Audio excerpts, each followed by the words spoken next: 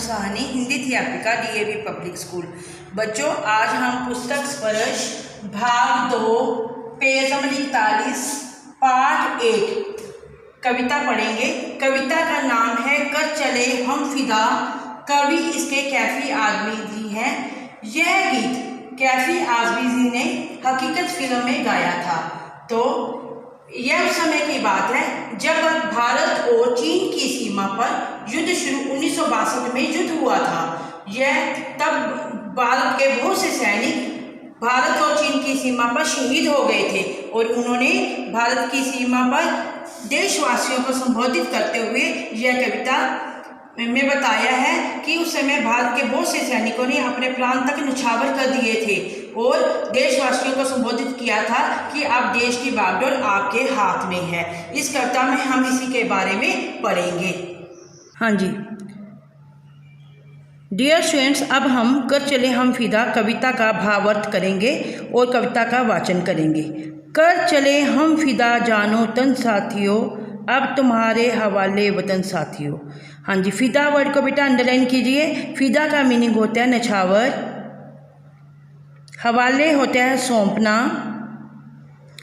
सांस थमती गई नबज जमती गई, जमती मतलब जम जाना, फिर भी बढ़ते कदम को न रुकने दिया, कट गए सर मतलब सिर, हमारे तो कुछ गम नहीं दुख नहीं, गम होता है दुख, सर हिमालय का झुकने न दिया, मरते मरते रहा बागपन साथियों। बागपन वर्ड को अंडरलाइन कर लो बेटा, इसका मीनिंग होता है जवानी का जोश। अब तुम्हारे हवाले वतन साथियों। हाँ जी बेटा, हम पहले पद का पहले भावार्थ करेंगे।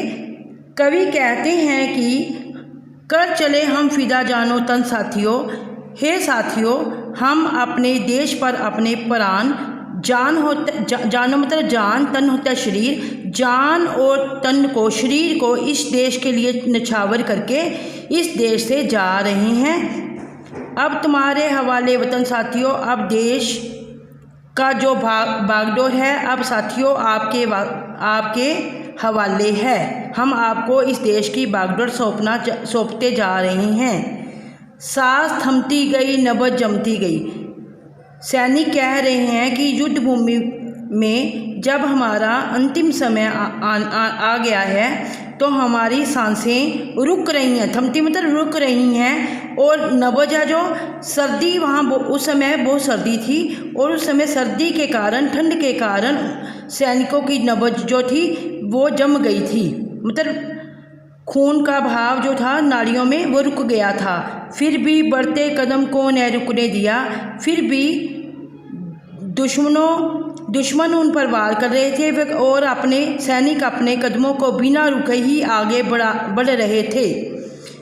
कट गए सर हमारे तो कुछ गम नहीं। इसमें सैनिक कहते हैं कि देश के लिए न्यौछावर होते हुए चाहे हमारे जो सिर हैं वह कट जाएं, परंतु फिर भी हमें कोई दुख नहीं है, गम नहीं है मतलब दुख नहीं है। सर हिमालय का हमने न झुकने दिया। हिमालय हमारे भारत देश की गौरव आन शान का प्रतीक है। हिमालय को भारत का मुकुट कहा जाता है। इसलिए कवि कहते हैं कि हमने हिमालय की शान को मतलब कायम रखा और हमने दुश्मनों को इस धरती पर, हिमालय धरती पर, हिमालय पर्वत पर आने नहीं दिया और हमने उसकी शान को बचाए रखा। मरते मरते रहा बागपन साथियों। मरते दम तक हमारे में बागपन होता है जवानी का जोश। साथियों वो कम नहीं हुआ। अब तुम्हारे हवाले वतन साथियों, अब हम इस संसार से जा रहे हैं और वतन की जो देश है हमारा भारत भूमि की जो बागडोर है साथियों, देशवासियों, आपके हवाले कर जा रहे हैं। अब इसी के हम प्रश्न उत्तर कर लेंगे। हाँ जी, प्रस्तुत कविता प्रश्न है, प्रस्तुत कविता किसके बलिदान का गौरव है?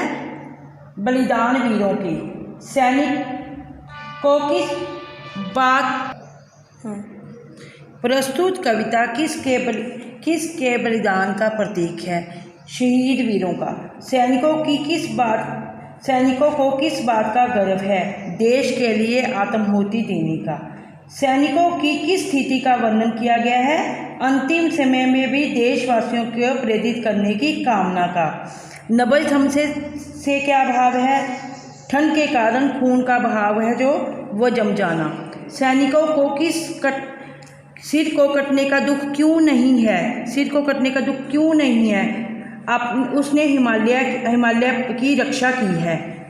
अब यह प्रश्न, सैनिक अपने साथियों को क्या कह रहे हैं? सैनिक अपने साथियों से कहते हैं कि हम इस देश की रक्षा हेतु प्राण न्यौछावर करने के लिए जा रहे हैं। ये देश अब आपके हवाले है, तुमने ही इसकी रक्षा करनी है।